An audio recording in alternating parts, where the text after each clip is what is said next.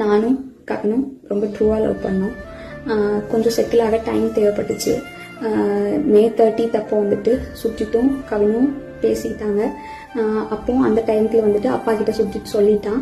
அப்பா வந்துட்டு இந்த மாதிரி லவ் பண்ணுறியான்னு என்கிட்ட கேட்டப்ப இல்லைப்பா நான் லவ் பண்ணல அப்படின்னு சொல்லிட்டேன். ஏன்னா கவின் என்கிட்ட டைம் கேட்டிருந்தான். இன்னொரு 6 months கழிச்சு சொல்லு ப்ளீஸ் அப்படின்னு சொல்லியிருந்தான். அதனால வந்துட்டு நான் வந்துட்டு அப்பா கிட்ட அன்னைக்கு சொல்லலை.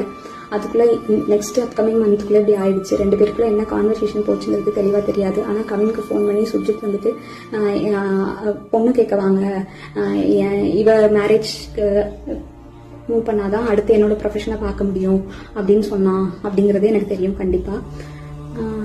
அதுக்கப்புறமா வந்து 27 என்ன நடந்துச்சு அப்படின்னா, அன்னைக்கு கவின் வராங்கிறது எனக்கு தெரியாது. நான் 28 ஈவினிங் தான் வர சொல்லியிருந்தேன். அவங்க தாத்தாக்கு தலையில் சூச்சர்ஸ் இருந்ததுனால நான் வந்துட்டு ரூம் பார்த்துட்டு அட்மிட் பண்ணணும்னு யோசிச்சிருந்தேன்.